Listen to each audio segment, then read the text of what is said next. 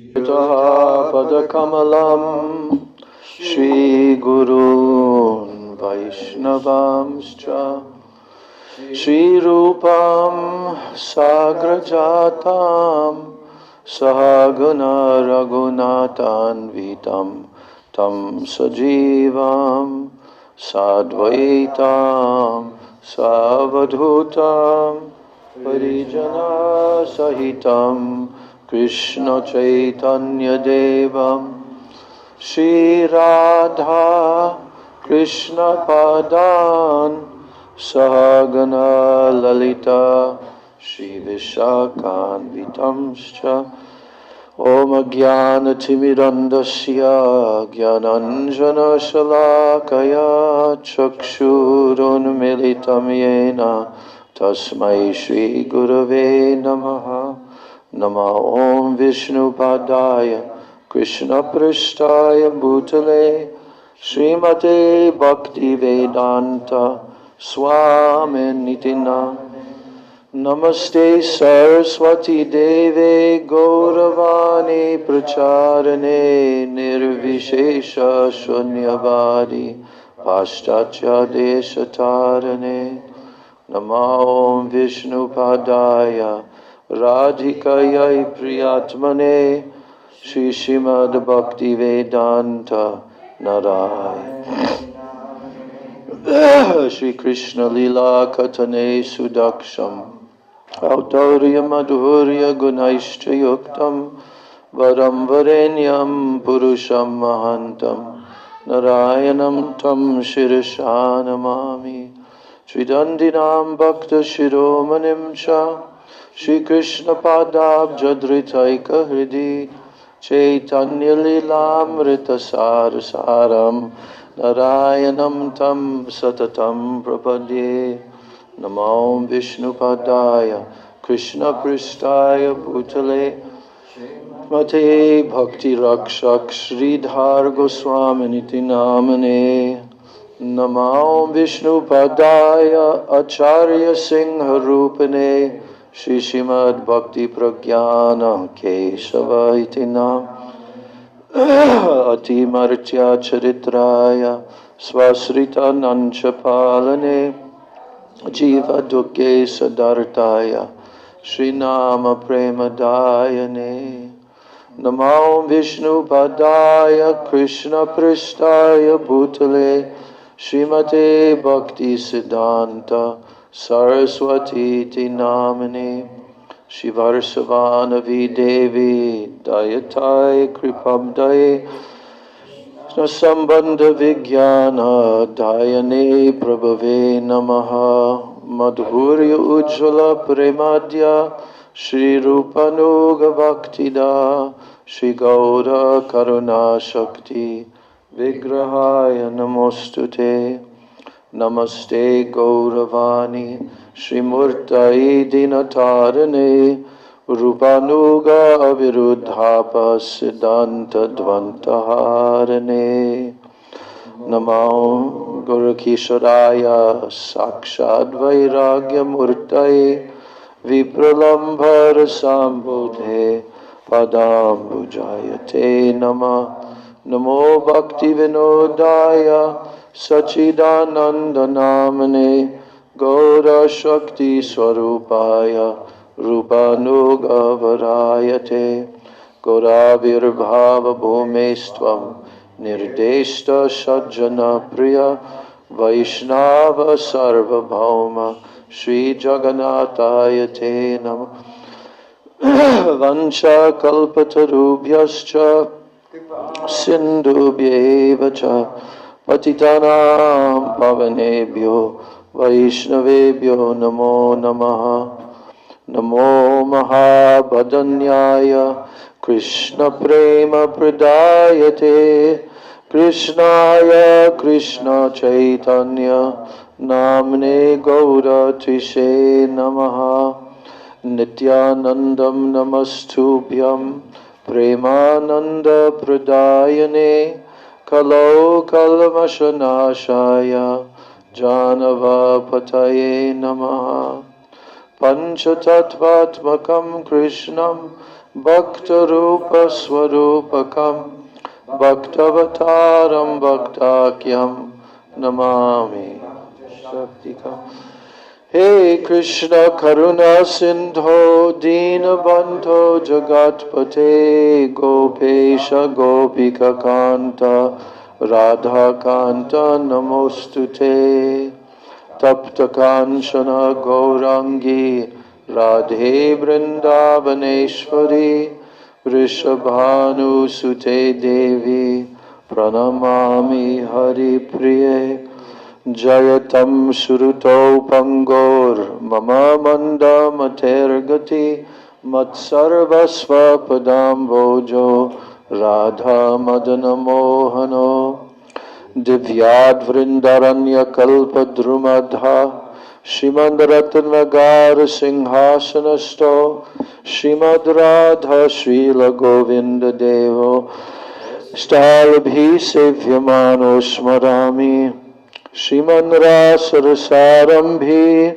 Vamshivata Tatakstitaha Karsana Venu Swanair Gopir Gopinata Shri Estunaha Bhaktya Vihina Aparadha Lakshai Kshiptascha Kamadi Taranga Madhye Kripa Mai Tvam Sharanam Prapanna Vrinde Numaste Charanaravindam Vrindai Tulsi Devai Priyai Keshavasya Cha Krishna Bhakti Prade Devi Satyavachai Namo Namaha Shri Krishna Chaitanya Prabhu Nityananda Shri Advaita Gadadhar Shivasadi Gaur Bhaktavinda Hare Krishna Krishna Krishna Hare Hare Hare Rama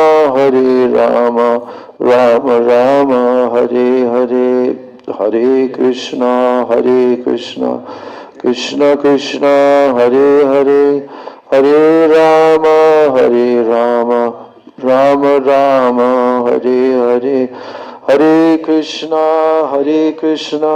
Krishna Krishna Hare Hare Hare Rama Rama Rama Hare Hare. Shri Guru Charana Padma.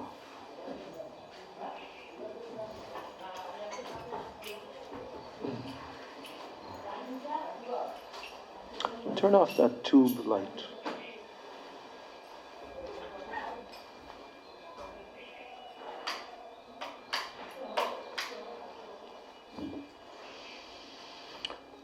Shri Guru Charana Padma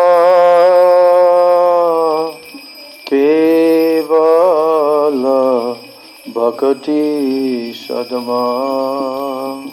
Shri Guru Charana Padma Kevala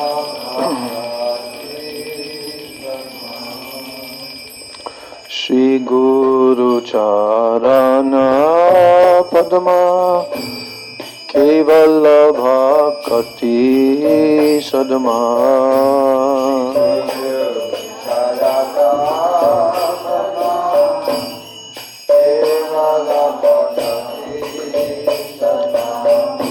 Bandhan Mui Savadhana Mate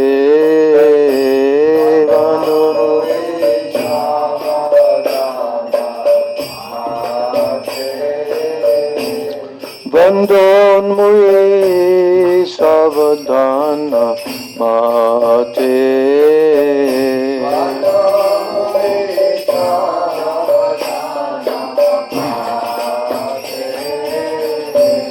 Jahara Prasade Bhai Eve Bhava Chorya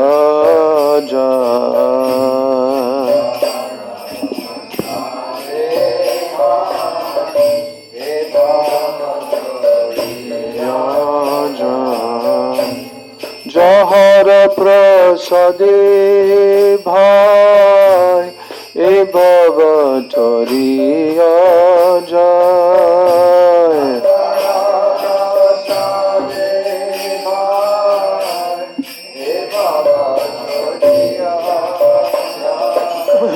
Krishna প্রাপ্তি হই যাহা হইতে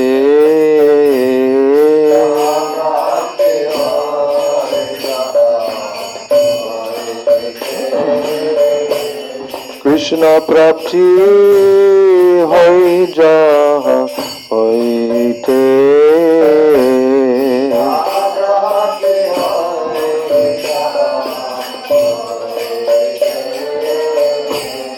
গুরুমুখ পদ্ম বাক্য চিত্তে করিয়া ঐক্য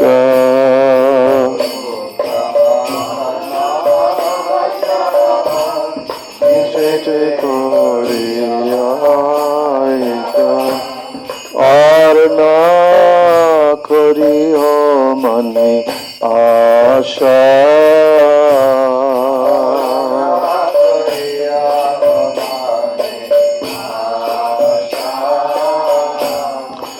আর না করিহ মনে আশা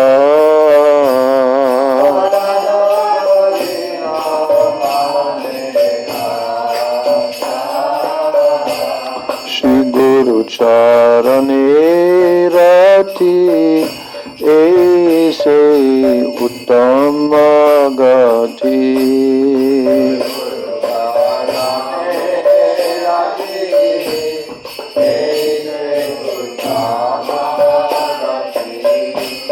শ্রী গুরু চরণে রাতি সেই উত্তম গতি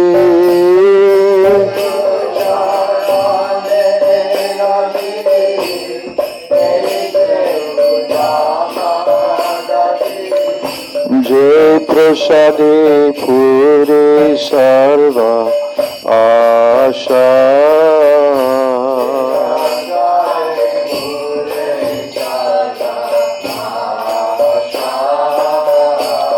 যে প্রসাদে পুরে সর্ব আশা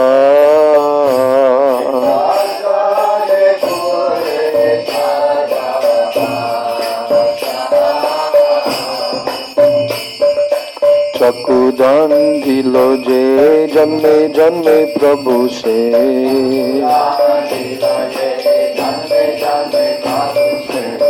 দিব্য জ্ঞান হৃদয় প্রকাশিত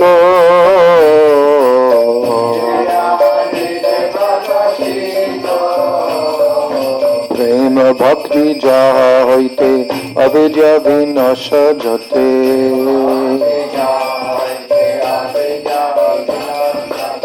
বেদে গায় যাহার চরিত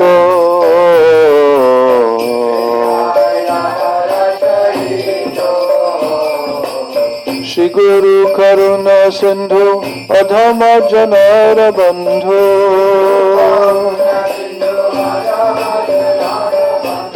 শ্রী গুরু করুণা সিন্ধু অধম জনার বন্ধু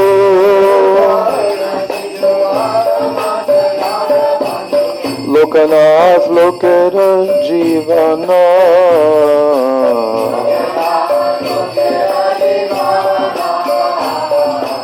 লোকনাথ লোকের জীবন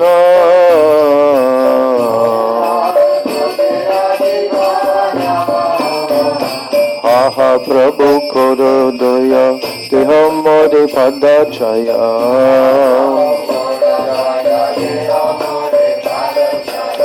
আহা প্রভু কর দয়া দেহ মোরে পদ ছায়া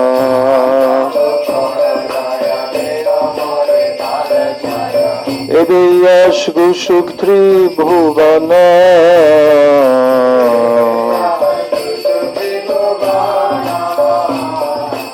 এবে যশগু সুখ ত্রিভুবন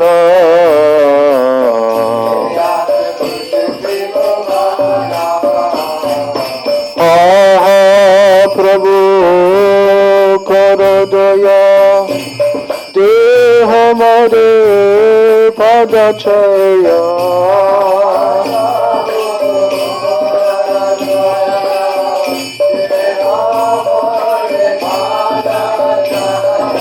দুয়া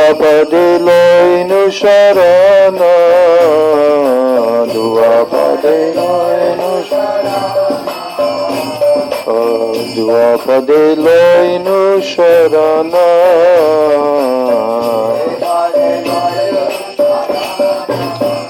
শিল গুরুদেব পতিত পাবন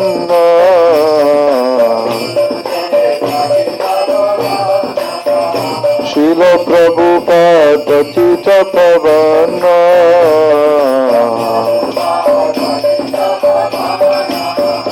জয় গুরুদেবা গুরুদেবা গুরুদেবা জয় গুরুদেবা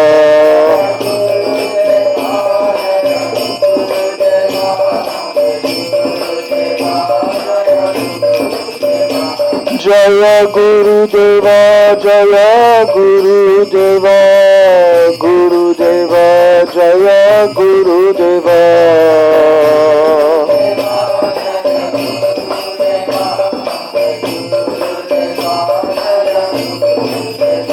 জয় প্রভুপদ জয় প্রভুপদ প্রভুপদ জয় প্রভুপদ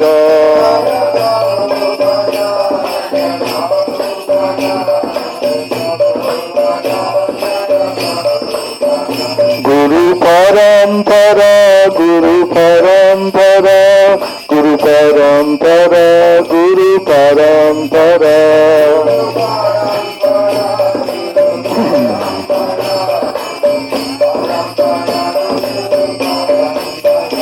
জয় শ্রী কৃষ্ণ চৈতন্য প্রভু নিত্যানন্দ বলো শ্রী কৃষ্ণ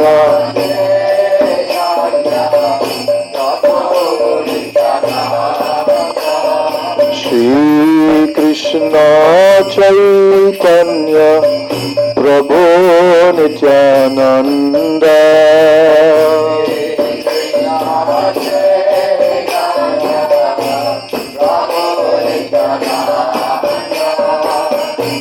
শ্রী অদ্বৈত গদাধর শিবসারি গৌর ভক্ত বৃন্দ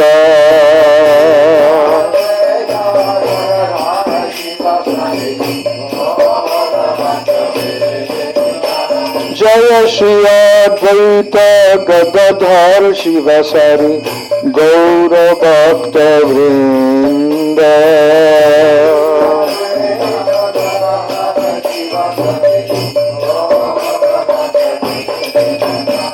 জয় শ্রী কৃষ্ণ চৈতন্য প্রভু নিত্যানন্দ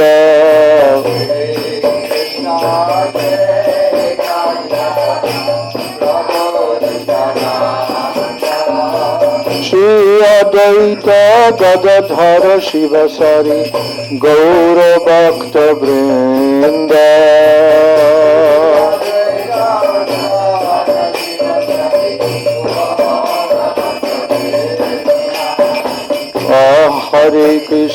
হরে কৃষ্ণ কৃষ্ণ কৃষ্ণ হরে হরে হরে কৃষ্ণ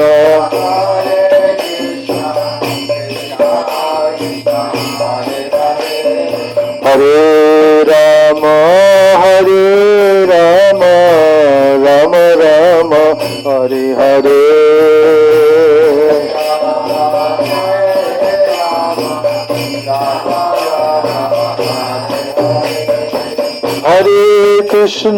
হরে Krishna Krishna Krishna Hare Hare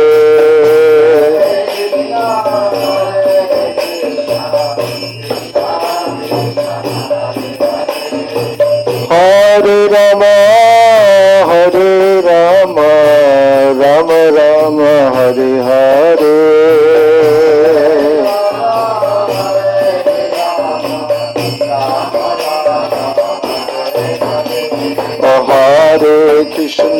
Hare Krishna Krishna Krishna Hare Hare Hare Krishna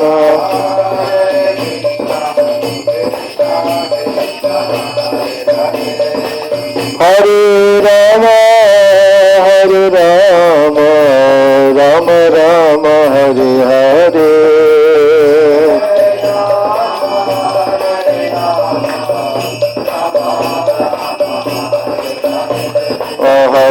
Krishna, Hare Krishna, Krishna Krishna, Hare Hare, Hare Rama, Rama Rama, Hare Hare, Hare Krishna, Krishna Krishna, Hare Hare, Hare Rama, Rama Rama, Hare Hare, Hare Krishna, Krishna Krishna, Hare Hare, Hare Rama, Rama Rama, Hare Hare, Hare Krishna, Krishna Krishna, Hare Hare, Hare Rama, Rama Rama, Hare Hare, Hare Krishna, Krishna Krishna, Hare Hare, Hare Rama, Rama Rama, Hare Hare, Hare Krishna, Krishna Krishna, Hare Hare, Hare Rama, Rama Rama, Hare Hare, Rama Rama, Hare Hare, Krishna Krishna, Hare Hare, Hare Krishna, Krishna Krishna, Hare Hare, Hare Rama, Rama Rama, Hare Hare, Rama Rama, Hare Hare, Krishna Krishna, Hare Hare, Hare Krishna, Krishna Krishna, Hare Hare, Hare Rama, Rama Rama, Hare Hare, Krishna Krishna, Hare Hare, Krishna Krishna, Hare Rama, Hare Hare, Hare Krishna, Krishna Krishna, Hare Hare, Hare Rama, Rama Rama, Hare Hare, Hare Krishna, Krishna Krishna, Hare Hare, Hare Krishna,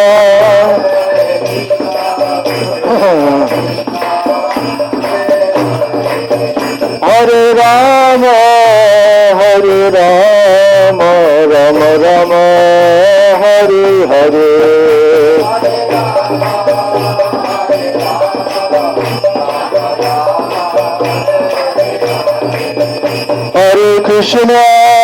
Hare Krishna, Krishna Krishna, Hare Hare,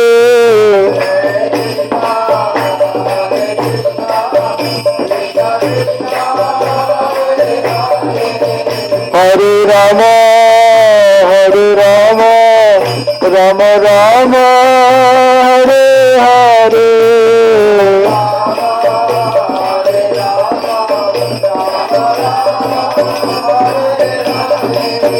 Jaya Sachinandan, Jaya Gaura Hari, Sachinandan, Jaya Gaura Hari,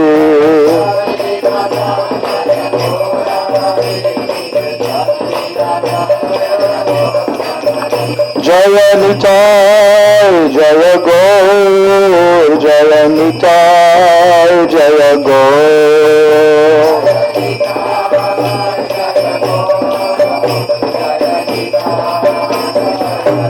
Nitai Gaur, Hari Bol, Hari Bol, Hari Bol, Hari Bol,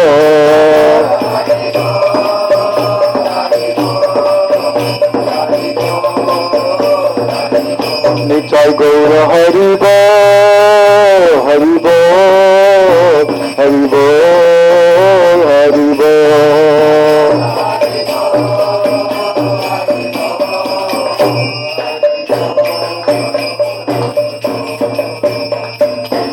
Jai Shri Shri Nitai Gaur Premanande Hari Hari Bol.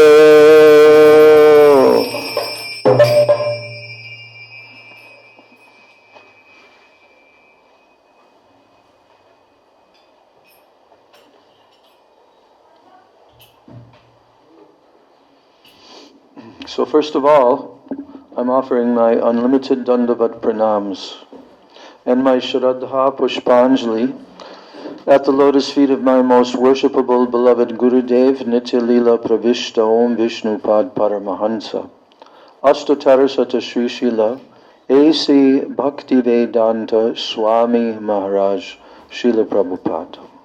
And then I'm offering my same unlimited Dandavat Pranams and my Shraddha Pushpanjali at the lotus feet of my most worshipable beloved Siksha Gurudevs, Nitya Leela Pravishta Om Vishnu Pad Paramahansa, Ashtatarasata Sri Srila Bhakti Rakshak Sridhar Goswami Maharaj, and Nitya Leela Pravishta Om Vishnu Pad Paramahansa Ashtatarasata Sri Srila Bhakti Vedanta Narayan Goswami Maharaj. I'm offering my Dandavat Pranams to the lotus feet of all of my Sri Sri Rupa Nuga Guru Varga, and especially to Srila Prabhupada Bhakti Siddhanta Saraswati Goswami Thakur, whose disappearance day it was the day before yesterday, and we're still bathing in the radiance of his glorification. So I want to continue with that today. And my Dandavat Pranams to the lotus feet of all my Sri Rupa Nuga Guru Varga, to my Siksha Guru Varga, and my Dandavat Pranams to all the Vaishnavas and to all the Vaishnavis. So, I was mentioning when I came into the room today that this amazing book, titled Of Love and Separation, which is written, it's actually articles that have been written by Srila Bhakti Pramod Puri Maharaj throughout his long life on this earth. Bhakti Pramod Puri Goswami Maharaj. And Srila Puri Goswami Maharaj was the chief editor under Srila Bhakti Siddhanta Saraswati Prabhupada directly. So he had the opportunity to have many interactions with Srila Prabhupada Bhakti Siddhanta Saraswati and to see all of the phases of his preaching mission, practically from the beginning, when he began the Gaudiya Math mission. So Srila Puri Maharaj, also being an erudite scholar and poet and author, this book is a masterpiece because as I started reading through the various chapters, which are different articles, I began to see how he unfolds so many important Siddhantic points from Bhakti Siddhanta Saraswati Thakur. Because Bhakti Siddhanta Saraswati Thakur, he was always very concerned. Srila Bhakti Vinod Thakur had given him the instruction that all the misconceptions that people have in this world regarding Gaudiya Vaishnava Dharma, regarding Sanatan Dharma, regarding the process, the avideya, regarding the Sambandha Gyan, what is our relationship with Krishna and with Krishna's energy and so forth. All the different deviations and misconceptions were corrected by Bhakti Siddhanta Saraswati Thakur. He would not tolerate, although when you see the description of his actual nature and personality, he was very gentle, very humble. But when it came to standing for the truth, of especially the Rupanuga Guru Varga, he could not tolerate. And he became like a lion, defeating with all arguments. This is one of the great glories of my Param Gurudev, Srila Bhakti Siddhanta Saraswati Thakur. And it is it is his mission, and those who follow his mission, to also do in the same way. So the other day we read, when we were at Bhaktivedanta Kunj, we read one of the chapters in which Srila Bhakti Pramod Puri Maharaj, he took the final instructions of Srila Bhakti Siddhanta Saraswati before he left this world. And in the article I was reading yesterday, he told the exact timing of when he even gave those instructions. And when the exact timing of when he asked, when he desired to hear Sri Rupa Manjari song being sung. And a second song as well, by Bhakti Vinod Thakur, from his Sikshastakam, from the second shloka of the Sikshastakam. That was what he did.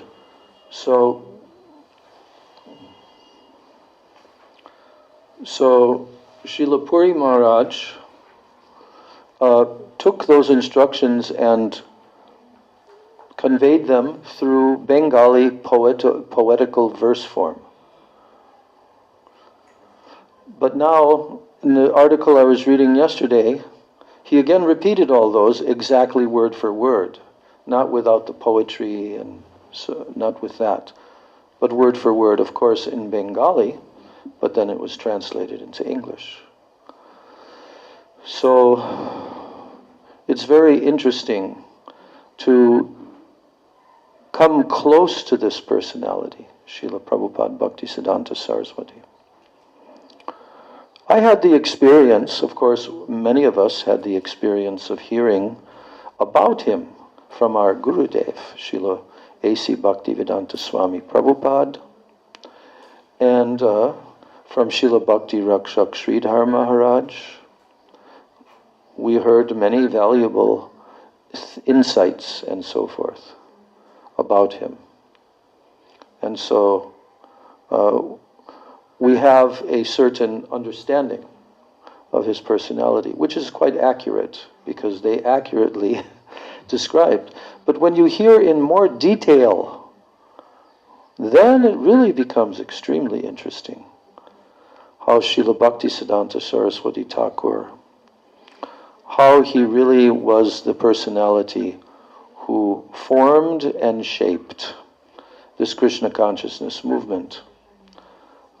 I told the other day how he sent preachers to the West, how Bhakti Vinod Thakur wrote the first book.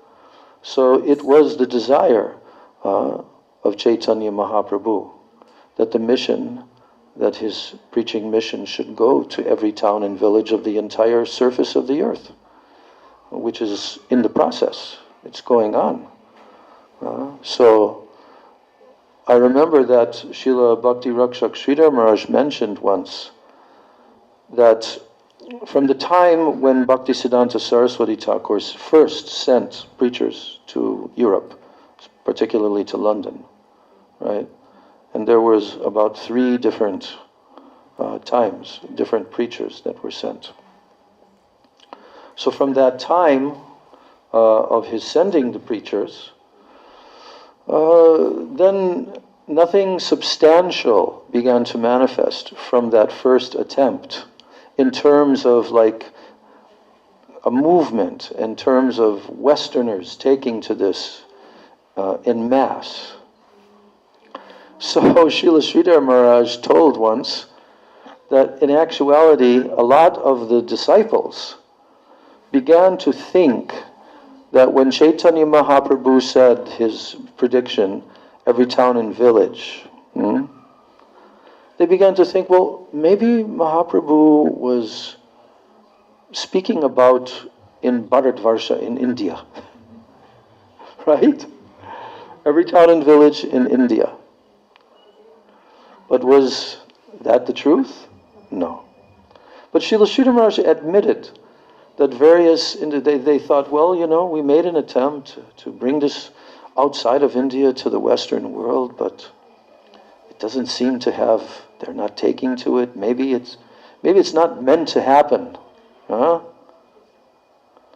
But of course, that was not the thinking of Bhaktivinoda Thakur and Bhaktisiddhanta Saraswati Thakur. That was not their thinking.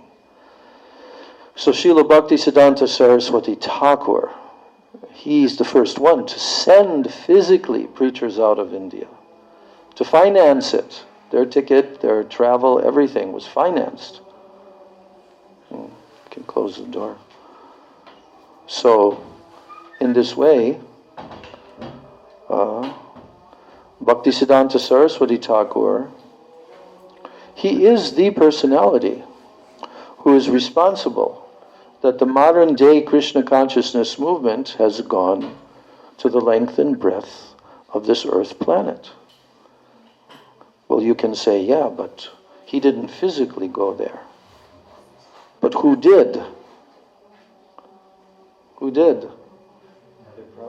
Yes. You know that Srila Bhaktisiddhanta Saraswati Thakur, he had an actual plan that he was personally going to go to the West for the final 10 years of his being on the planet. But Krishna had a different plan. He left somewhat early, like the age of 67, something like that. But he put into motion this movement which could not be stopped. Could not be stopped.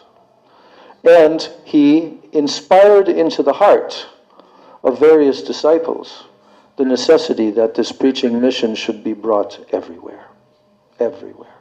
Every jiva on the earth planet should be able to get the opportunity to hear the name and fame and of Sri Chaitanya Mahaprabhu and his teachings. So we know that the history reads now the history, and it will read into the future for the next 430,000 years till the end of this Kali Yuga, that there is one personality who was empowered by him. And that's the whole beauty of the story of how Srila A.C. Bhaktivedanta Swami Prabhupada fulfilled the desire, he fulfilled the order of his spiritual master in such a deep, profound, and humble way, feeling himself completely incapable, and praying and asking for the mercy of the previous acharyas, of Rupa Goswami, Jiva Goswami, all. He did not feel that he was such a qualified personality to do this. But yet, history has proven that he was the one. And even when he did it, he didn't have any kind of false ego that, oh, I've done this. Well, on one recording I was hearing, and this was a latter recording, like near the end, between 75, 77. And he was reiterating how he went to New York alone, how this happened. And then he brought the prediction of Bhaktivinoda Thakur into that discussion, that yes, Bhaktivinoda Thakur, he has predicted there will come a personality who will bring this to the length and breadth of the world. It may be that I am that person, but like he was saying without taking any ownership of it, it may be that I am that person, So, but this personality, Bhaktisiddhanta Saraswati Thakur, why is his name Prabhupada? Why is A.C. Bhaktivedanta Swami Maharaj Prabhupada named Prabhupada? How did that happen? We know the story of how it happened. But But how did Krishna allow this to happen? Because actually Prabhupada came into him, manifested completely into him. That Bhaktisiddhanta Saraswati Thakur, because his desire was to come to the West for the final 10 years, he came to the West in the heart of A.C. Bhaktivedanta Swami Prabhupada. So, it's extraordinary history, but I wanted to continue to read some nectar. If you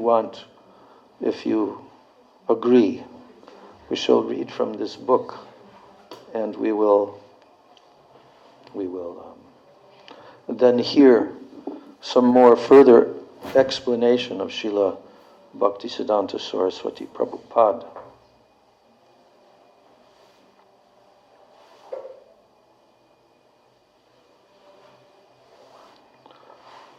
So here, I'm just opening it up, because I looked through the whole book, and I looked through anywhere you open it, it's just as pertinent.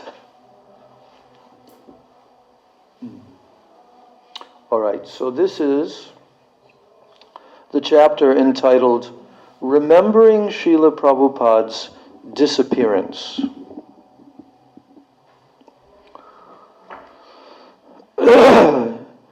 He begins writing, Our most worshipable spiritual master, Om Vishnupad 108, Srimad Bhaktisiddhanta Saraswati Goswami Thakur, he was like the sun in the firmament of the Gaudiya Vaishnava world. And after displaying his pastimes in this world for 63 years, then at about 5:30 a.m. on Thursday, January 1st, 1937, a Krishna Chaturthi, he entered the eternal abode, joining Radha and Krishna in the pre-dawn pastimes, Nishanta Lila, of their eternal 24-hour cycle of activities in Braja. At the end of every night, Radha and Krishna lie intertwined in embrace, becoming as one body. It is at this moment when their united form of Gaur Sundar is eternally manifest, that Varshabhanavi Dayata Das, their servant, joined them. This moment is considered a Wednesday by Indian calculations, according to which a new day begins with the sunrise. So 32 years have passed since Prabhupada ended his earthly sojourn. One by one, many of his disciples have already also entered the eternal abode, each of them attaining direct service to Krishna according to his own qualifications. Those who remain on this earth continue to follow his instructions and his teachings so that they can become worthy to rejoin and to serve him directly when the moment arrives. Bhajite bhajite samay asile e deho charya diba. I will continue to worship until the moment arrives when I shall give up this body. About 2 months before entering his eternal abode, Srila Prabhupada went to Puri Dham, and he stayed there at his Bhajan Kutir near the beach. To all those who came to see him, he gave the warning, get busy and worship the Lord undeviatingly. Not much time is left. His disciples heard him constantly repeat the verses of Rupa Goswami's first Govardhan Ashtakam, And also the verses, those of Raghunath Das Goswami's Govardhan Vasa Prarthana Dashakam. Both of these Govardhan compositions. Mahaprabhu himself, he used to see Govardhan in the sand dunes by the ocean and the Yamuna River in the blue waters of the ocean itself. For him, the gardens in Puri were Vrindavan itself. Overwhelmed with the loving mood of Radha, Gaur Sundar was day and night absorbed in the separation from Krishna, uttering the words, Kahan mor prananath murali vadan, Kahan karo kahan pan brajendra nandan, Kahare kahibo keba, jane more dukka, brajendra nandana binu, Pate mor bhuk. Where is the Lord of my life, Krishna, the flute player? Kahan mor pralanath muralivadan. Kahan karon, what can I do to find him? So who's telling this? Who's speaking these words? Srimati Radhika. This is from Madhya Lila, chapter 2, verse 15 and 16, where in the beginning of the Madhya Lila, Krishnadas Kaviraj Goswami is summarizing all the later pastimes. And here he has said this most vital and important verse, that Mahaprabhu was always uttering these kind of words, which was what? Srimati Radhika's direct transcendental moods after Krishna had gone from Vrindavan. So he's saying, where's the Lord of my life? Krishna, the flute player, what can I do to find him? Where is the son of Maharaj Nanda? To whom can I speak to of my distress? Who would even understand me? Without the son of Maharaj Nanda, my heart splits in two.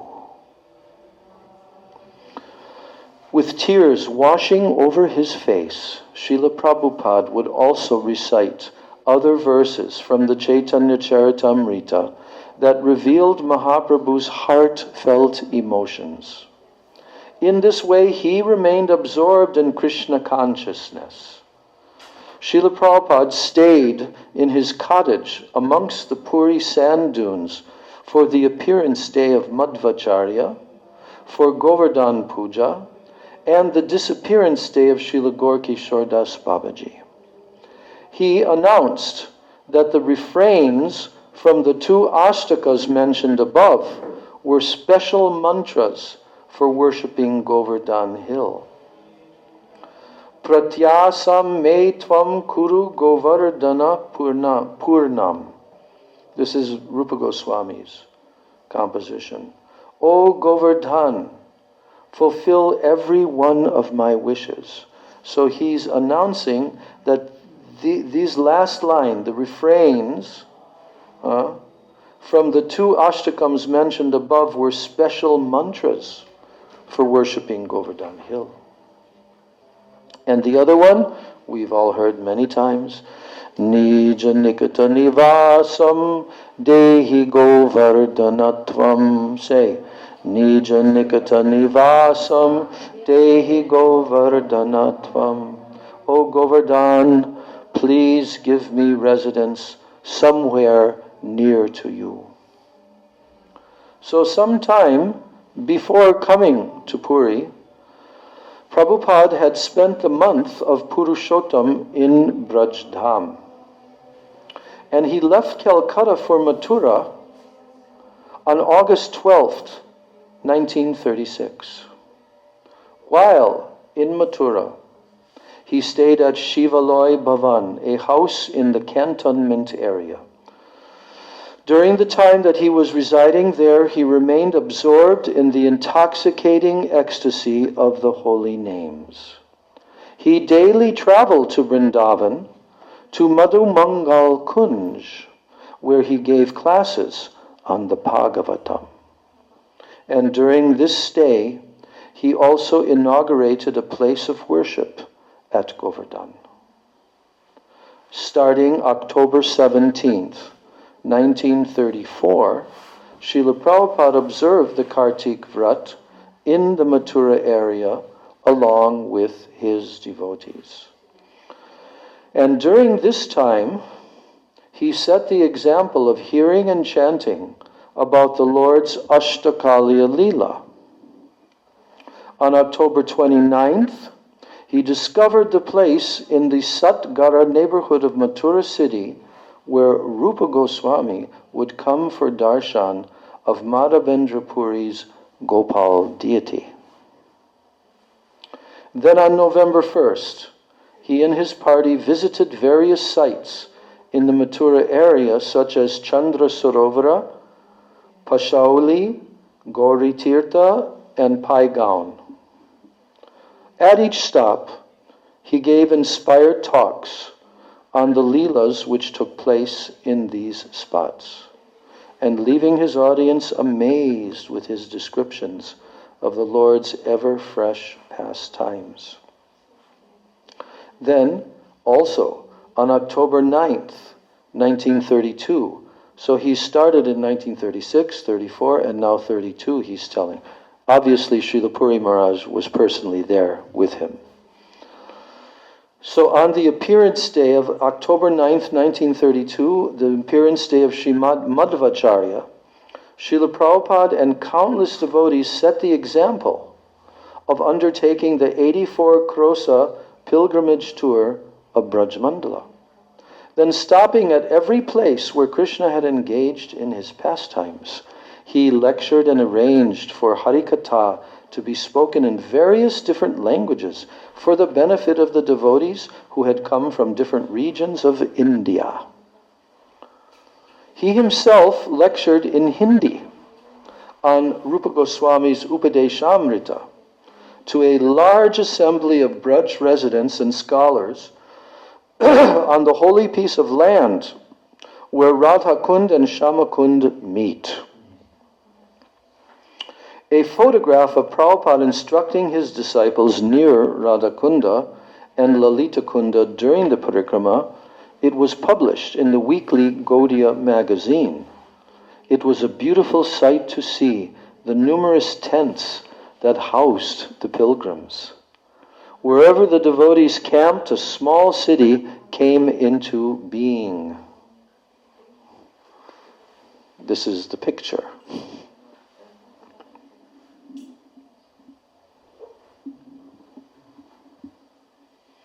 Prabhupada sitting with all of his disciples and followers, a group photo.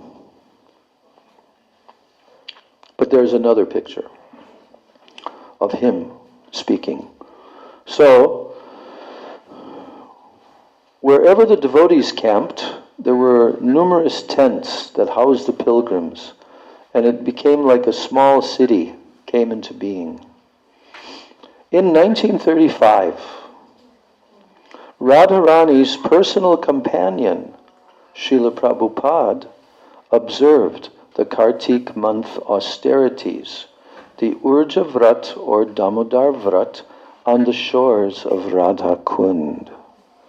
During this period, he spoke on the Upanishads, Chaitanya Charitamrita, and Srimad Bhagavatam. He circumambulated Radha Kund daily, and we listened to him giving descriptions of the Lord's Ashtakaliya Leela. He took this opportunity to inaugurate the Vrajadham Publicity Committee, which was called Vrajadham Pracharani Sabha. So on November 4th, Srila Prabhupada installed deities at the Kunja Bihari Mat at Radha Kund, and 2 days later he inaugurated Srila Bhaktivinoda Thakur's Pushpa Samadhi Memorial, and Bhav Seva, serving the deities according to the Ashtakaliya Leela at Vrajananda Sukhada Kunj. So, I don't know if you've ever been to that place, but that is Bhaktivinoda Thakur's Bhajan Kutir. So they're in two different parts of Radha Kunda. But the Kunja Bihari Gaudiya Mat, when we enter from the Parikrama Marg, then that Kunja Bihari Gaudiya Mat, we go directly, we pass by that mat. And those deities there were installed directly by Srila Prabhupada. Srimati Radharani and Sri Radha Kunda, they were Prabhupada's inspiration and life-giving elixir. What two things? Srimati Radharani and her Kunda, Sri Radha Kunda. His inspiration and his life-giving elixir. Whenever he spoke of Sri Radha's mercy or glorified her, Prabhupada would completely lose himself in divine ecstasy. In particular, he relished the following verse from Prabodhananda's Radha Rasa Sudha Nidhi. Here's the verse. Yasya kadapi vasanan chalakela Danyati danya pavanena kritartamani Yogindra durgamagatir madhusudanopi Tasya namostu vrishabhanu bhuvo dishepi. Although he himself is the unattainable objective, this is the translation of this verse.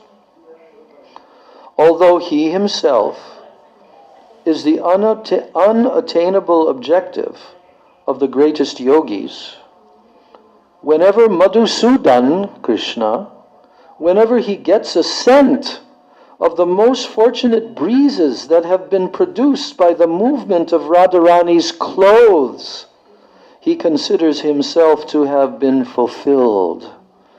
I therefore even offer my obeisance to the general direction where the daughter of King Vrishabhanu happens to be. Prabhupada's eyes would fill up with tears and his voice would break with emotion when he recited this verse. And he also cherished Raghunath Das Goswami's Vilap Kushumanjali, the 5 chapters of the Ras Leela, the Gopi Geet, the Brahmara Geet from the Bhagavatam, Rupa Goswami's Stavamala, and also Raghunath's Stavavali. And we personally heard him relish verses from these books many times. Can you imagine? Srila Puri Maharaj. See, this is what I'm trying to say about this book. It's first-hand experience. I've never heard this kind of description anywhere by anyone. Have you? No. That's why I'm realizing this is one of the most valuable documents that we have in our possession. Truly. He goes on, Srila Prabhupada composed a translation in Bengali verse of Rupa Goswami's Upadeshamritam. Did you know that? I didn't know that. Did you know that Srila Prabhupada Bhaktisiddhanta Saraswati produced a translation in Bengali verse of Rupa Goswami's Upadeshamrita? The following is his version of the 9th verse. What's the 9th verse? Vaikuntaj janito vara madhupuri tatrapi rasotsavat vrindaranya udarapani ramanat tatrapi govardhana. So here's the Bengali version of that verse written by Bhaktisiddhanta Prabhupada. Vaikunta hoite shrestha mathura nagari. Can you understand this Bengali? Vaikuntha hoite Shrestha Mathura Nagari, Janama Labhiya Jata Krishna Chandra Hari. Mathura hoite Shrestha Vrindavana Dham, Jata Sadhyache Hari Rasotsava Kam. Vrindavana hoite Shrestha Govardhan Shaila, Giridhari Gandharvika Jata Krida Koila. Govardhan hoite Shrestha Radha Kunda Tata, Prema Amrita Basailo Gokula Lampata. Govardhana Giriraj Radha Kunda Chari, Anyatra Jay Kore Nija Kunja Pushpa Bari. Nirbodha Tahara Sama Keho Nahi Ar, Kunja Tira Sarvotama Stan Prema Dhar. Here's the translation. The city of Mathura is superior to Vaikuntha. Why? Why is the city of Mathura superior to Vaikuntha, the spiritual world? Mathura, on this earth planet, is superior to Vaikuntha, the spiritual world. Why? Yes. For the moon-like Krishna took his birth there. And then, finer than Mathura is where? Vrindavan. Why? Why is Vrindavan finer than Mathura, where Krishna took his birth? No. No. Because that's where his Ras Utsava took place in Vrindavan. That's why it's so superior. Now he comes to the next place. Which place is that? Govardhan. Now Rupa Goswami is telling Govardhan Hill, where the holder of the hill, what's his name? The person who holds up the Govardhan Hill, Giridhari. Why is Bhaktisiddhanta Saraswati Thakur's deities named Gandharvika Giridhari? Because Govardhan, we're learning here, is very, very intimate to him. So Govardhan Hill, where his beloved Gandharvika so frequently enjoyed their intimate pastimes, it is even superior to Vrindavan. Govardhan is superior to Vrindavan. I remember when we came to Govardhan on our parikrama with our Gurudev, Srila Bhaktivedanta Narayan Goswami Maharaj, with a big, large group of Westerners, because Gurudev had gone to the West. And we were staying at this Modi Bhavan on one side of Govardhan. And then Gurudev said, now we have come in our Braj Mandala Parikrama to the highest place. The highest place. So if this is the highest place, then why did we bother? Why did we take the trouble to go to all of these other places which are subordinate to this higher place? Do you know what he told was the reason?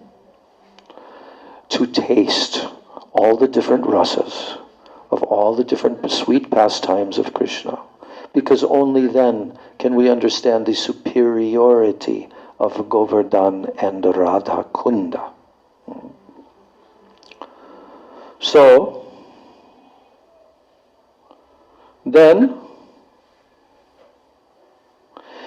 even more auspicious than Govardhan, and how can you get any more auspicious than that? Govardhan, where Krishna performed his Vasanti Ras, where Krishna played his pastimes on the banks,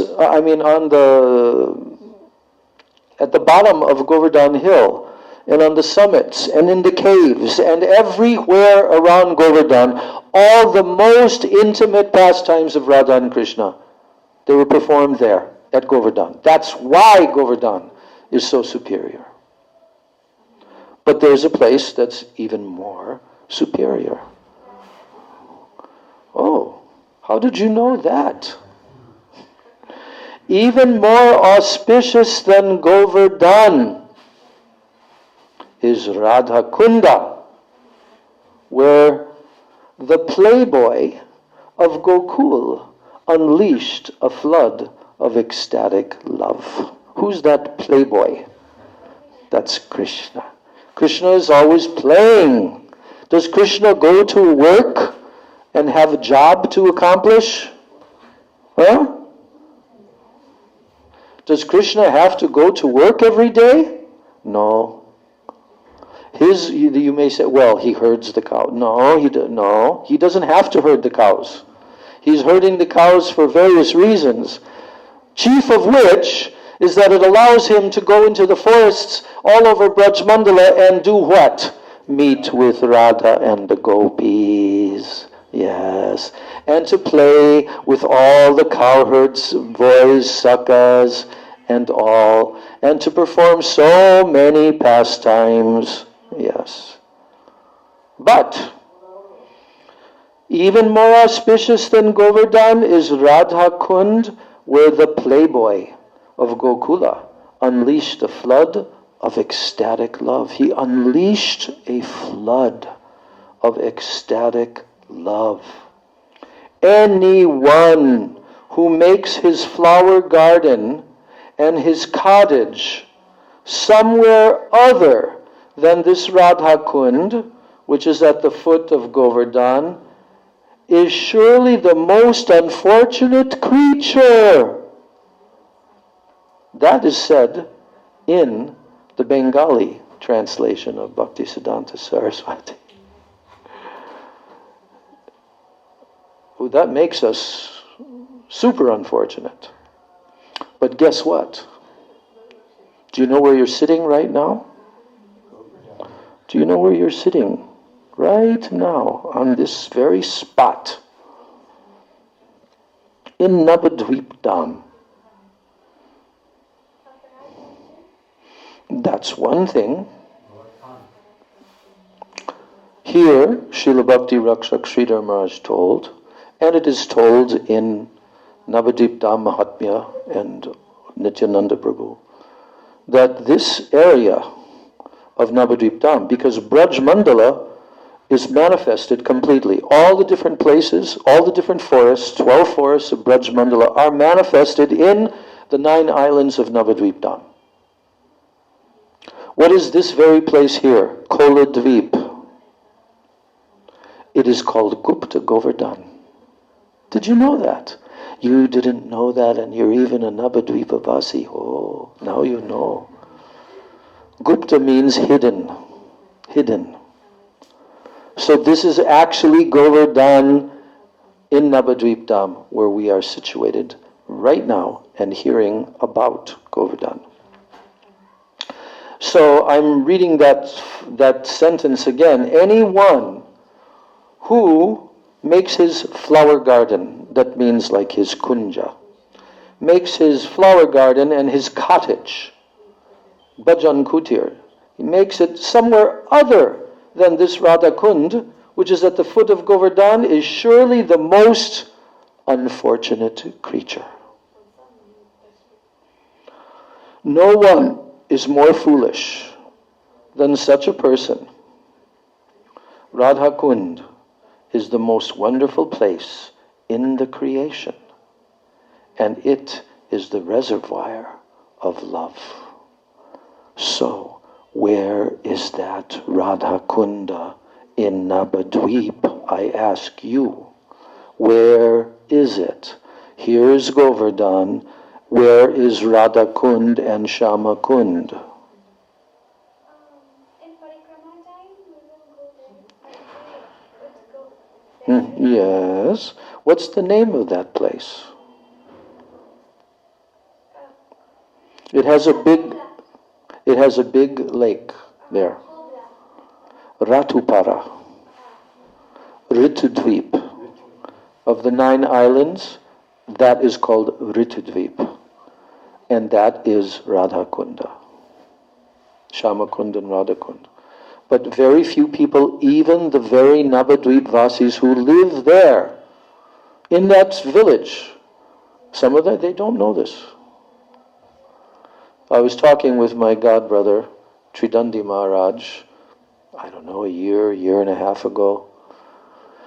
And he was saying, I've gotten this inspiration. I want to develop Radhakund here in Navadvip.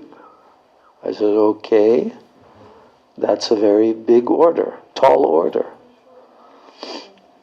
So, in this way, Srila Puri Maharaj is informing us about the moods of Srila Bhaktisiddhanta Saraswati Thakur on his Braj Mandala Parikramas. So, now he gives Prabhupada's Bengali rendition of verse 11, because what we heard was verse 9. What is verse 11? The last verse of Upadesha Amrita.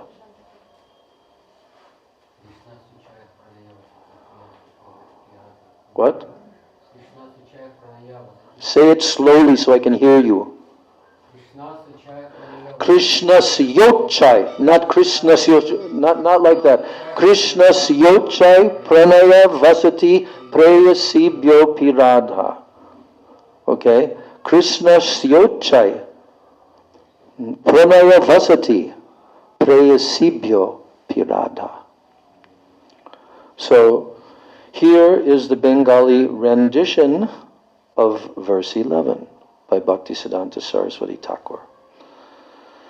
Shrimati Radhika Krishna Kanta Shiromani Krishna Priya Madhye Tar Sama Nahi Dhani Muni Gana Shastri Radha Kundera Varnane Gandharvika Tulya Kunda Karaye Ganane Niradadi Priyavarge Jay Prem Durlab Anya Sada Kete Taha Kabuna Sulab Kintu Radha Kunde Snan Jay Jana Kore Madhur Rasete Tar Snane Siddhi Dare Aprakrita Bhave Sada Jugala Sevan Radha Pada Padma Labh Se Harijan.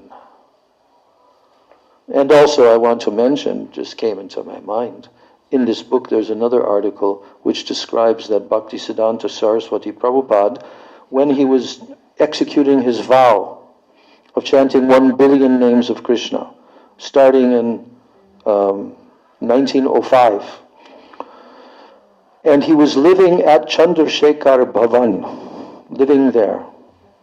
And there was one lake there, small pond, which was there at that time.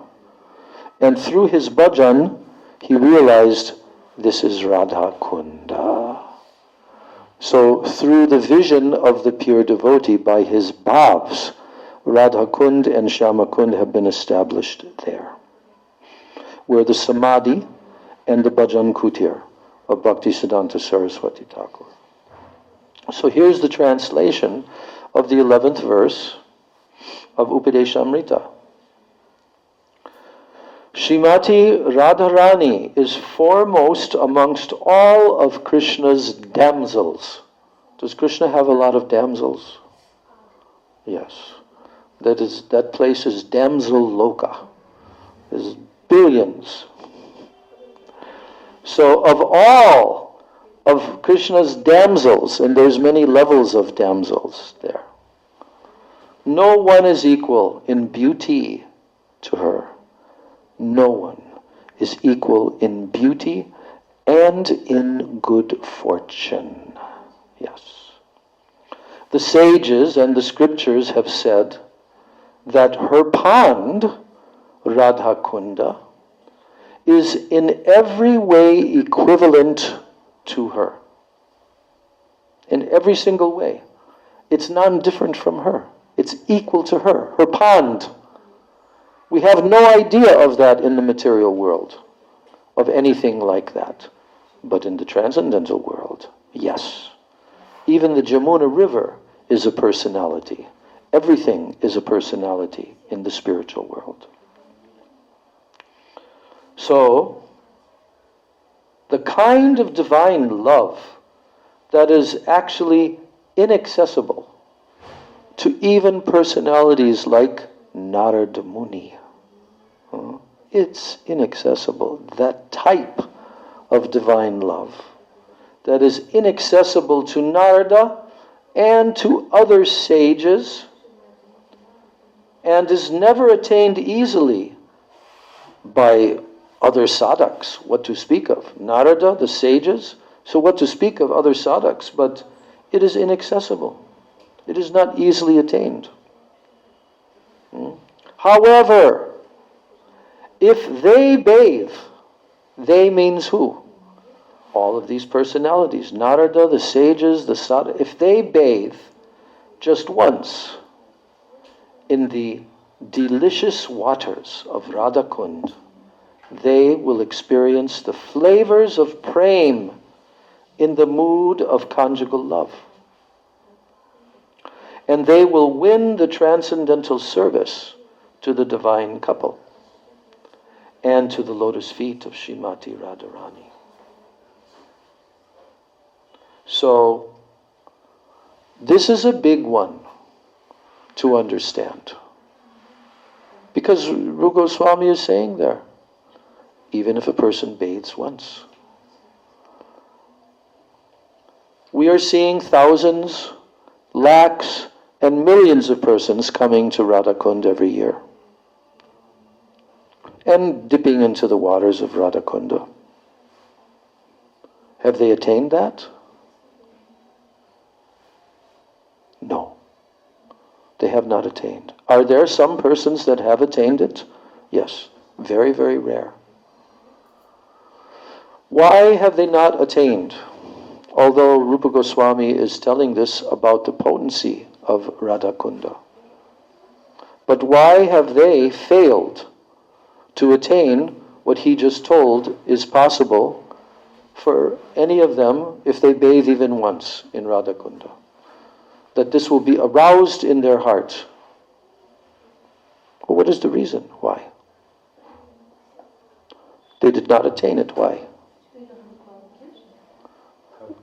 They don't have the what? Yeah? And what else? There's coverings. Covering. Yes. This bathing has been explained. I'm just telling from my memory. It may be told here after also, I'm not sure.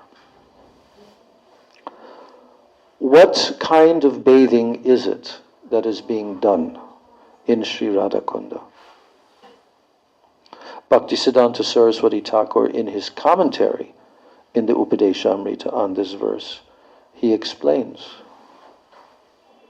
that this bathing is not in the consciousness of this material body. It is a completely transcendental divya snan. It is a completely transcendental bathing in not the water that your eyes can see and your fingers can touch. No. It is an awareness and transcendental bathing in actual Radha Kunda, which is non-different than Srimati Radhika. Without that realization and qualification in the devotee, with intense desire to serve the lotus feet of Srimati Radhika, without any other material desires, thoughts, anything, not one speck. If somebody can then bathe in Radha Kunda in that consciousness, then they have a chance of arousing this prem. Now, Srila Prabhupada concludes the Upadeshamrita with the following couplet, his conclusion. Shivarsabhanavi Devi Kabe Doyata Dasere Kunda Tire Stan Dibe Nija Janakore. O when will the daughter of Vrishabhanu make this servant of her beloved her own? And when will she give him a place on the banks of Radha Kunda?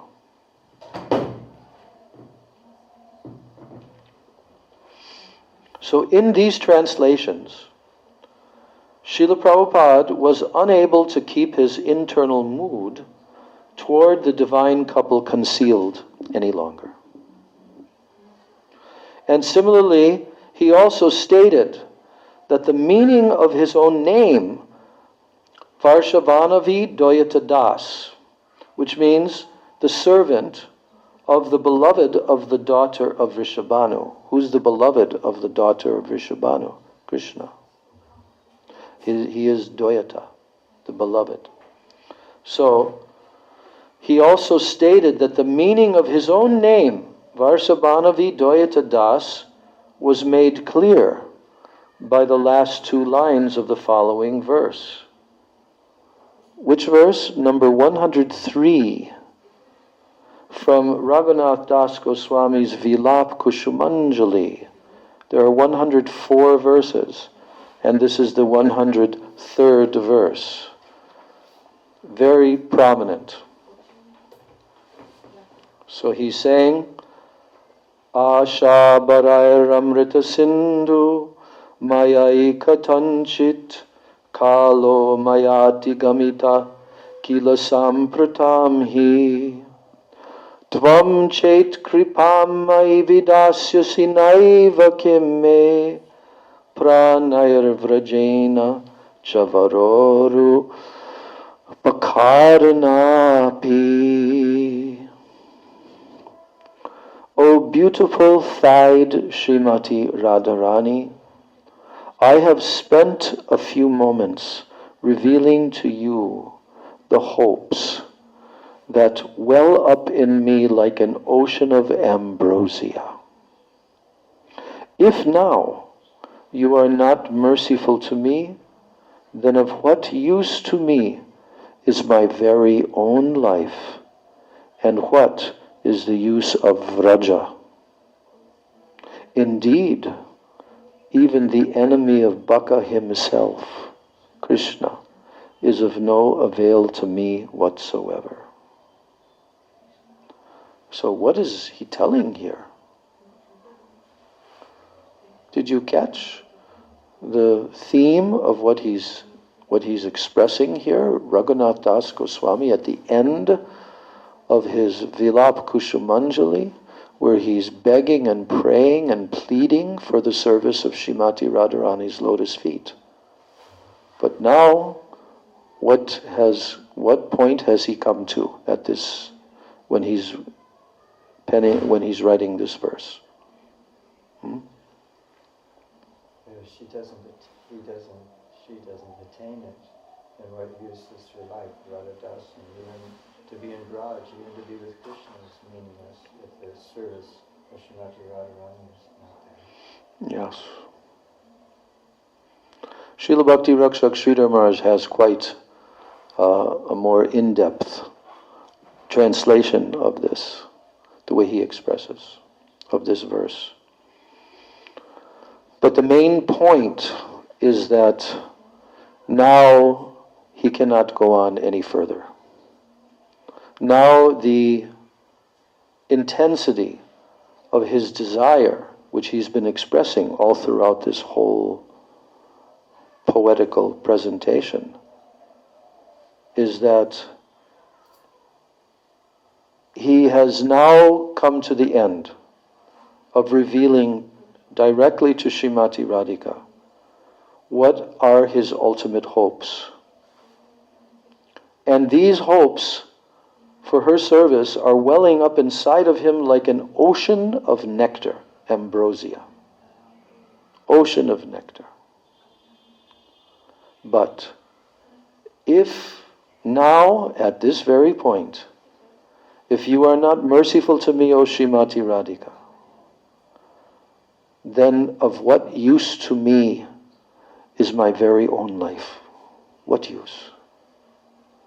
And not only that, what use is Braja to me? And not only that, even Krishna, who is the enemy of Bakasura, it is of no avail to me whatsoever if you are not merciful to me. This is the ultimate mood of the Rupanuga Guru Varga. The ultimate mood. So Bhaktivinoda Thakur's similar sentiments, they are found in the following couplet. He says, Atapa Rahita Suraja Nahi Jani Radha Virahita Krishna Nahi Mani. So, this is at the end of his Radhashtak song in Gitavali. He says, just as there is no such thing as the sun without the heat or the light of the sun. Do you ever have the sun without the heat and light of the sun? No, it does not exist. Similarly, I do not accept a Krishna who is without Srimati Radharani. Now Prabhupada, he saw the Yogpit in Mayapur, where Mahaprabhu appeared in this world. He saw it as being Mahavan of Gokul. Mahavan. That's where Krishna was born. That very place where Krishna passed his early infancy with Mother Yashoda. And he considered the house of Srivas Pandit to be Vrindavan. The house of Srivas Pandit. What's that called? Srivas Angan. He considered it to be Vrindavan, which is the site of the Rasa dance itself. And to him, the site of Chaitanya Mat at Chandrasekhar Acharya's house was nothing less than Govardhan itself. So we've got two Govardhans here. This place and there. Now right next to that spot, he had his Bhajan Kutir built, and also a tank was excavated. And he called the tank Radha Kund. So from 1897, that's when that happened, he made his home there. 1897. And annually, he observed the Chaturmasya Vrat in an exemplary fashion according to the Vaishnava scriptures. How would he do that? And you can see the pictures of Prabhupada, very thin, from observing these severe austerities. He would cook Havishyana himself. What is Havishyana? With no spices, no salt, anything. He would cook it himself, and then he would eat it directly off the ground without using a plate. He would also sleep on the ground without a pillow.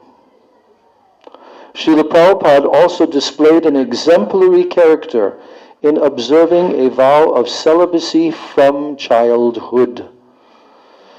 On his father Bhaktivinoda Thakur's orders, he took Bhagavati Diksha, that is esoteric initiation into the Bhagavad Dharma, from the Avadut Paramahansa Srila Gaur Kishore Das Goswami.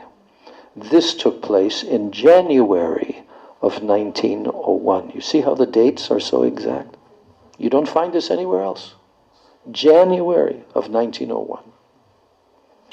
While staying in Mayapur in 1905, Srila Prabhupada followed in the footsteps of Haridas Thakur, undertaking a vow of chanting 10 crores, which is 1 billion, of the holy names, and chanting a minimum of 3 lakhs every single day. In 1909, that's 4 years after, He had a cottage built on the site of Chandrasekharacharya's house, where he continued to follow his vrat, worshipping Sri Guru, Gauranga, Gandharvika, and Giridhari, and visualizing himself on the banks of Radhakunda. Srila Bhaktivinoda Thakur disappeared in which year? 1914, on the disappearance day of Srila Gadadhar Pandit Goswami, the dark moon day of the month of Ashar. In the early morning of November 17th, 1915, Uttana Ekadasi, Srila Gaurkishore Das Babaji entered into his eternal pastimes. Srila Prabhupada was living at the Yog Peeth at that time, and having experienced the disappearance of the two most important spiritual guides in his life, Srila Prabhupada was overcome with a sense of loss and separation, and feeling helpless in the absence. He spent nights lamenting in his grief. And then one night, near dawn, he had a dream in which he saw the 5 members of the Panchatattva present in the Nat Mandir, accompanied by Jagannath Das Babaji, Bhaktivinoda Thakur, Gaurkishore Das Babaji, and all of Mahaprabhu's other associates.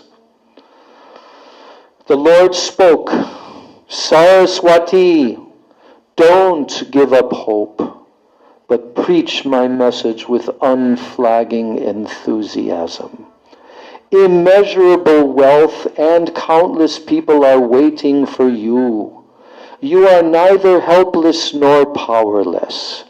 That was what they told to him. After having this amazing dream vision, Srila Prabhupada became joyful and enthusiastic again. When was that? That was in 1914.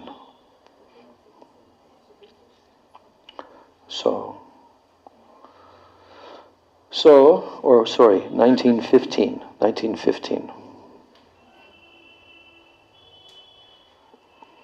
So, on Sriman Mahaprabhu's appearance day on March 7th, 1918, in Chandrasekhar's house in Sri Mayapur, Srila Prabhupada took the renounced order of life according to the pure Vedic directives, so we know exactly where it took place.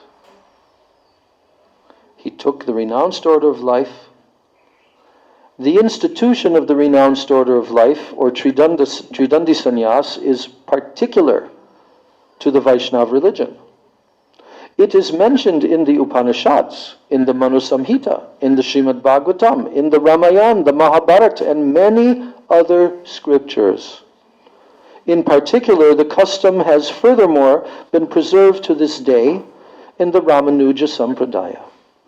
So from the time of his official renunciation, Prabhupada spent the remaining 18 years of his life preaching the chanting of the holy names, establishing temples, and installing deities. So that's from 1918 till 36. Huh? Through 36. Yes, through 36. The last 18 years of his life. Preaching, chanting of the holy name, establishing temples, and installing deities. He discovered also lost holy places. He set up printing presses on which he published periodicals and books in numerous languages. And through these books and his own programs of preaching, Srila Prabhupada taught Chaitanya Mahaprabhu's gospel. His philosophy and his ethics he taught. So after devoting his life to this mission, then Srila Prabhupada joined Radha and Govinda in their eternal pastimes.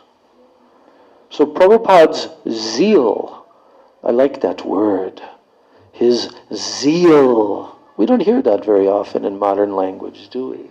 I'm going to reintroduce it. Prabhupada's zeal for Hari Katha was so great that he would go on speaking hour after hour and would still get irritated if someone even hinted that it was time to eat. Prabhupada used to say that to awaken a single bewildered individual,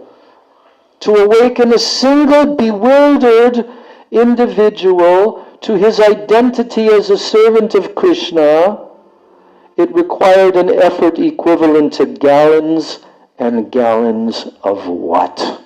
Blood. Just to awaken one person. If any of his disciples misunderstood the Vaishnava philosophy and they went astray, he would shed tears of sadness. So great was his affection for them. When it came to defeating atheistic philosophical opinions, he could be harder than a thunderbolt. But when talking about the religion of love, he could be softer than a rose.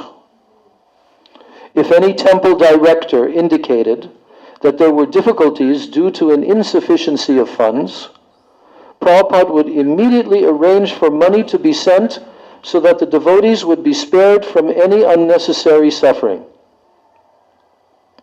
He loved his disciples so much that he would become extremely preoccupied if any of them fell ill. The love of 1,000,000 parents for their children taken together could not compare with the love he felt for those who had taken shelter of him. And should anyone come to Srila Prabhupada burdened with worries, they found that their troubles in only a few moments seemed to vanish by the force of his boundless affection. How beautiful. Even Srila Prabhupada's chastisements seemed sweet. We considered it a point of pride to be chastised by him. We thought it as a sign of being accepted. And if we saw his lotus face light up with satisfaction, we would consider it all our hard work to have been worthwhile. We would think, like Bhaktivinoda Thakur would think, Tomar sevai dukkha hoy jata seito parama sukha. Seva sukha dukkha parama sampad nashaye avidya dukkha. However much suffering we undergo for your service, we consider it a joy. The happiness or distress incurred in serving you is our greatest treasure. This is in the songbook. It is our greatest treasure because both of them, whether we undergo happiness in your service or distress in your service, both of them destroy the miseries of the life of ignorance. Sharanagati. On the other hand, if we were not able to fulfill the desires of our spiritual master, we would feel great distress. Whatever we did, our bhajan, our meditation, our efforts to control the mind, our chanting of japa, our austerities and penances, they were all for the service of our spiritual master. He was the most dear to Krishna. So, if we were able to please him by any means possible, yena kenapya upayena, then we considered that action to be the best bhajan, to please him. The best practice of spiritual life, we considered it to be our everything. If Srila Prabhupada left to go somewhere else, his disciples felt great pain, and they spent their time thinking of his return. I remember how we would cry and pray for his quick return. And now, 32 years have gone in what seems like the twinkling of an eye.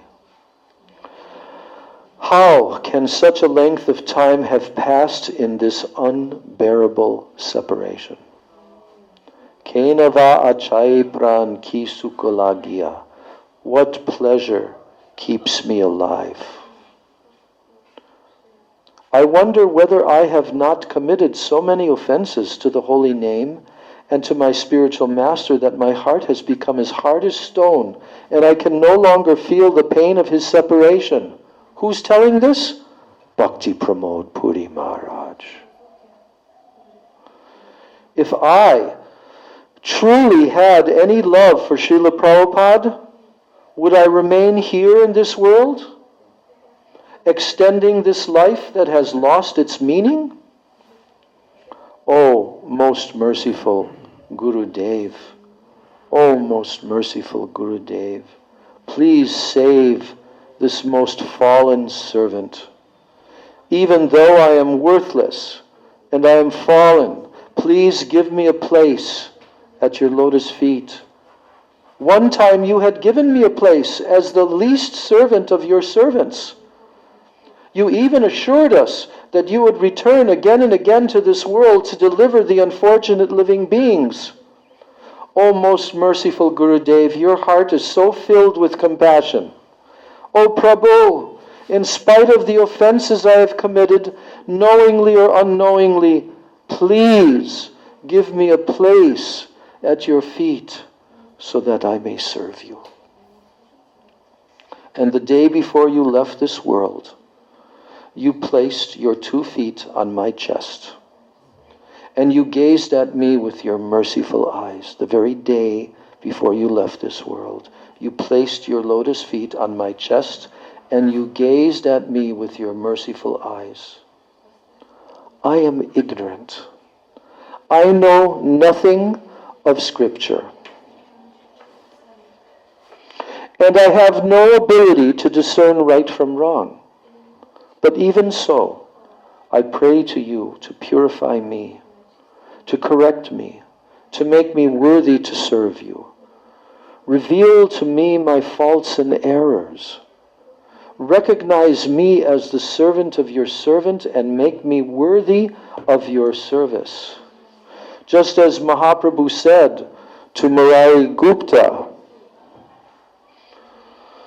Se Bhakta Danya Jaino Chare Prabhur Charan, Se Prabhu Danya Jaina Chare Nijajan, Durdaive Sevak Jadi Jai Anyastane, Se Thakur Danya Tare Chule Dari Ane. Who's telling this? Mahaprabhu to who? Murari Gupta.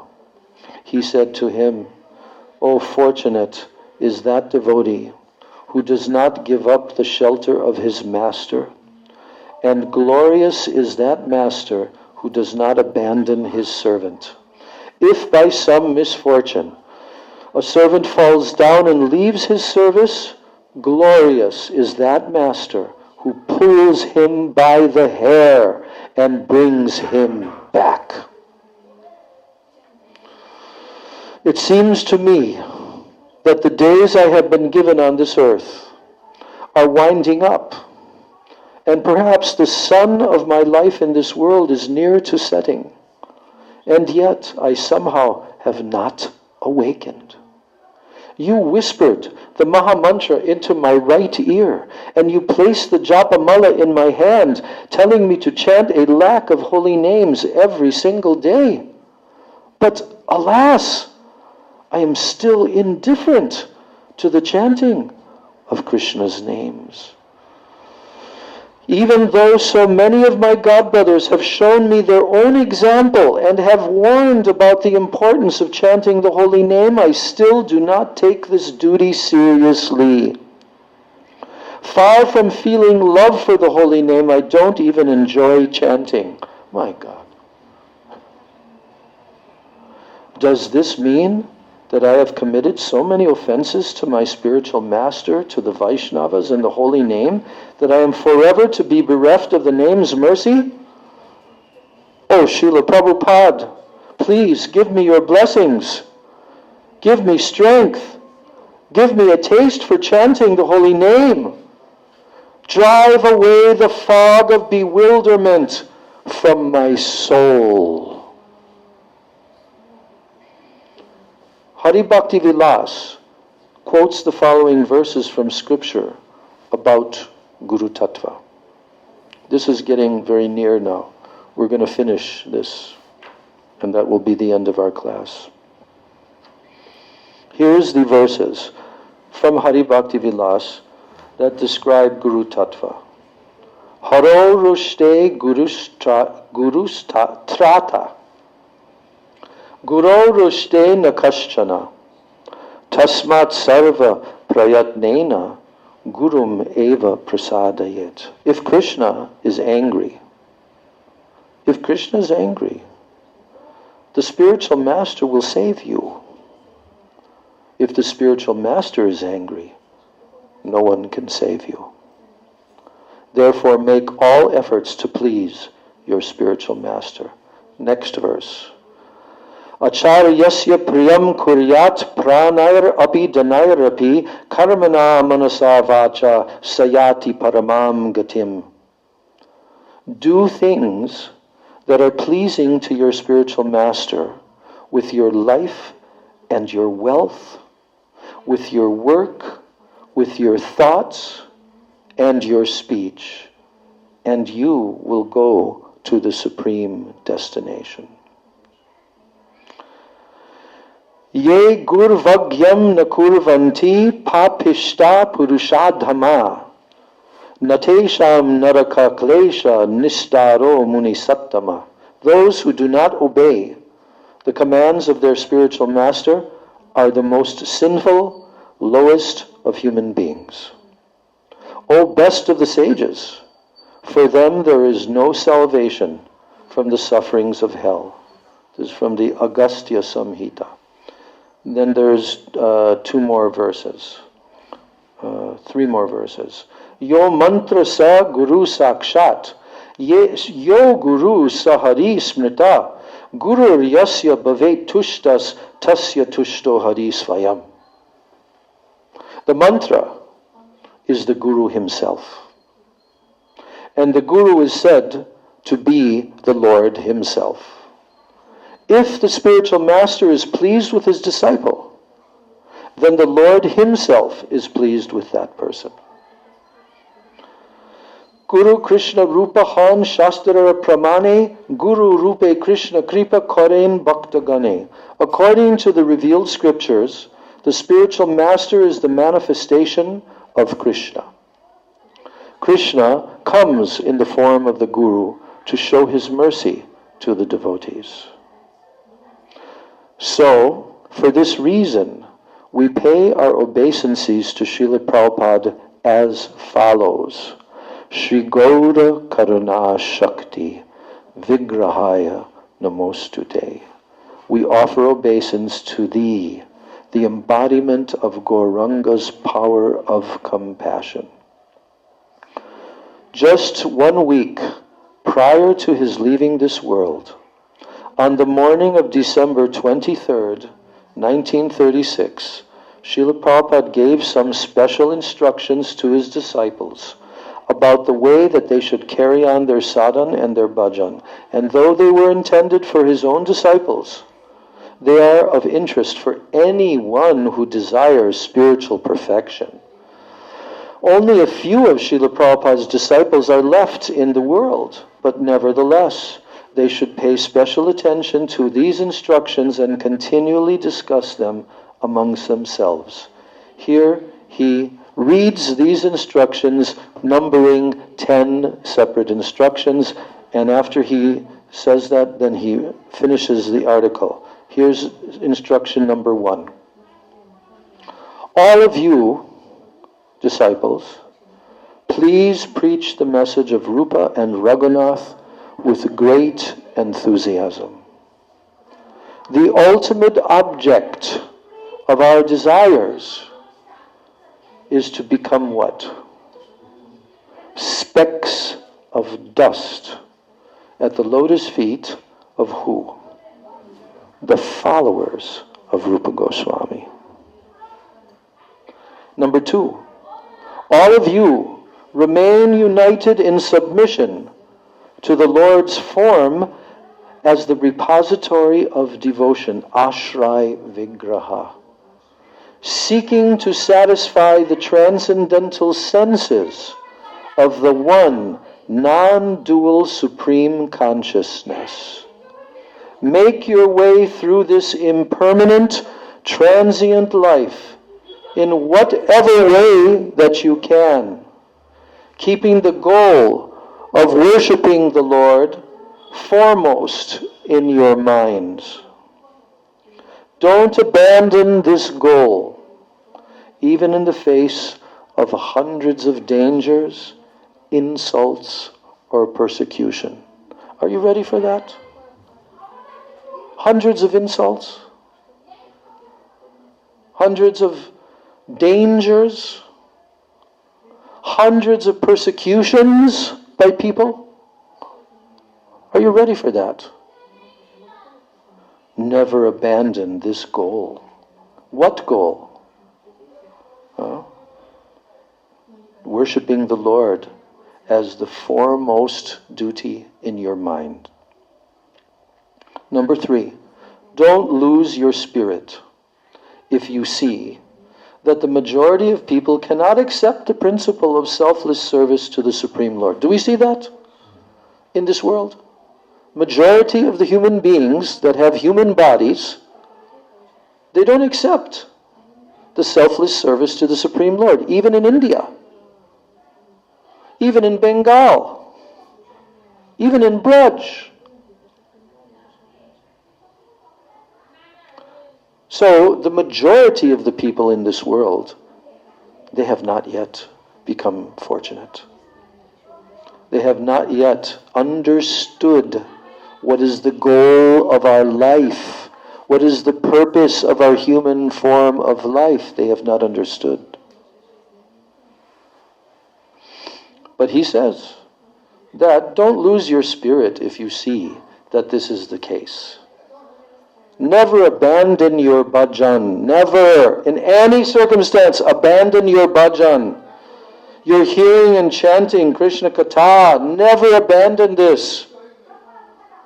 The be-all and end-all of your devotional life is this, hearing and chanting Krishna Katha.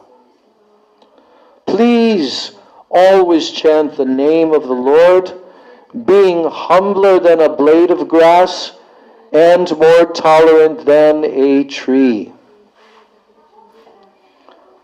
Number 4, our true being and our true identity is to be the dust at the lotus feet of Sri Rupa Prabhu, life after life. The channel that flows from Srila Bhaktivinoda Thakur can never be obstructed. Remember this and vow to double your efforts to fulfill Srila Bhaktivinoda Thakur's desires.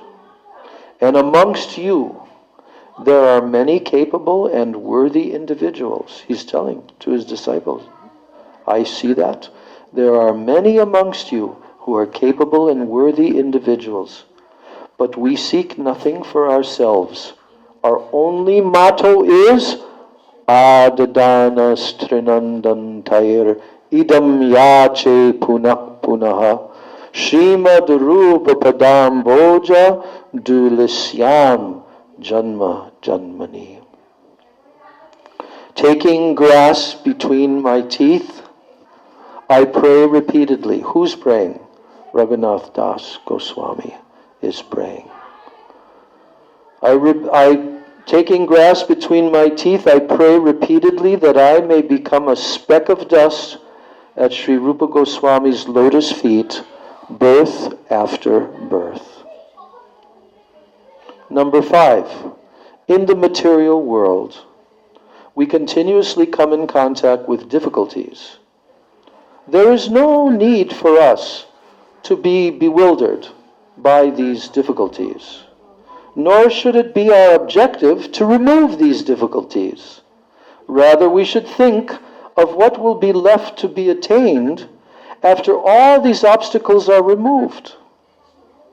We must learn about our eternal life while we are still in this world. Our only real obligation is to go beyond duality and to enter that realm of eternal fulfillment. Number 6, in this world, no person should be a special object of attraction or aversion. In this world, no person should be a special object of attraction or aversion. All arrangements we make here in this world, all arrangements last only for moments. So our only unavoidable necessity is to seek out the ultimate goal of life. That's all. Number 7, work together with a single purpose to win the qualifications to serve the original repository of love for Krishna, that is Srimati Radharani. Number 8, may the current of ideas that are propagated by Rupa Goswami flow throughout the world. Number 9, may we never under any circumstances never become indifferent to the 7-tongued sacrificial flame of the holy name. If our attraction to the holy name continually increases, we will achieve all perfection. Number 10, the last one. Remain exclusively faithful to the followers of Rupa Goswami and preach Rupa and Raghunath's teachings enthusiastically and fearlessly. So he ends his article by praying, Dear Srila Prabhupada! Exclamation mark. These teachings spoken by you are in no way different from the Vedas. And the scriptures tells us that Agya Gurunam Hiya Vicharaniya, that the orders of the spiritual master are not subject to question. We therefore pray for the ability to follow them to the letter without any ulterior motive. We pray to you most humbly to take care of us eternally by bestowing upon us clear intelligence, strength of heart, and your blessings. This article appeared first in 1969 in the Chaitanya Vani edition.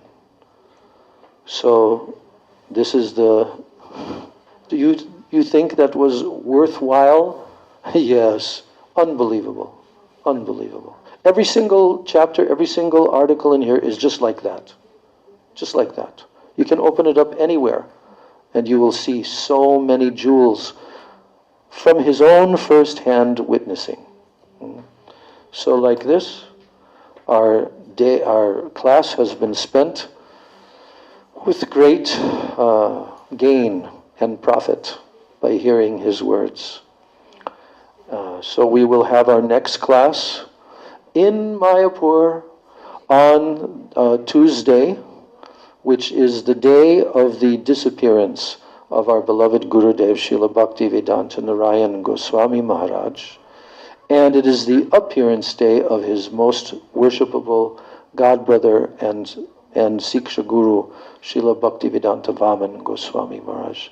So on that day we will cross the Ganga, and there we will go near to the birthplace of Chaitanya Mahaprabhu at a very special secret kunj called Bhaktivedanta Kunj.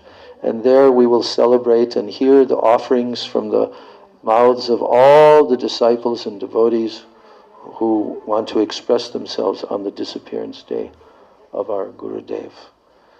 So thank you very much, all devotees, for very patiently listening and trying to drink this nectar of Srila Bhakti Pramod Puri Maharaj. So we will end our class now. Gaur Premanande. Srila Bhakti Siddhanta Saraswati Thakur Prabhupada ki jai. Srila Bhakti Pramod Puri Goswami Maharaj ki jai. All the disciples of Srila Bhaktisiddhanta Saraswati Thakur ki jai. Nitai Gaur Premanandi. Hare Krishna, Krishna Krishna, Hare Hare, Hare Rama, Rama Rama, Hare Hare, Hare Krishna, Krishna, Krishna Krishna, Hare Hare, Hare Rama, Rama Rama, Hare Hare. Hare Krishna, Krishna Krishna, Hare Hare, Hare Rama, Rama Rama, Hare Hare, Hare Krishna, Krishna Krishna, Hare Hare, Hare Rama, Rama Rama, Hare Hare. Jaya Sachinandan, Jaya Gaura Hari, Sachinandan, Jaya Gaura Hari.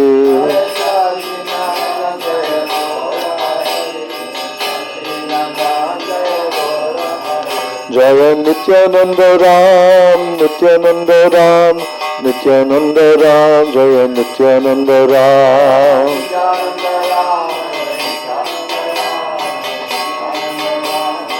Nitai Gaur Hari Bol, Hari Bol, Hari Bol, Hari Bol. Hari Bol, Hari Bol. Nitai Gaur Hari Bol, Hari Bol, Hari Bol, Hari Bol. Hari Bol, Hari Bol. Jai Shri Shri Nitai Gaur Premanandi. Hari Hari Bol. Om Vrindai Tulsi Devai Priyai Keshavasya Cha Krishna Bhakti Prade Devi Satyavachai Namo Namaha. Ansha Kalpatarubhascha Kripa Sindhu Bevacha Patitanam Bhavanebhyo Vaishnavebhyo Namo Namaha. Vaishnavebhyo Namo Namaha. All glory to the assembled devotees. Hare Krishna.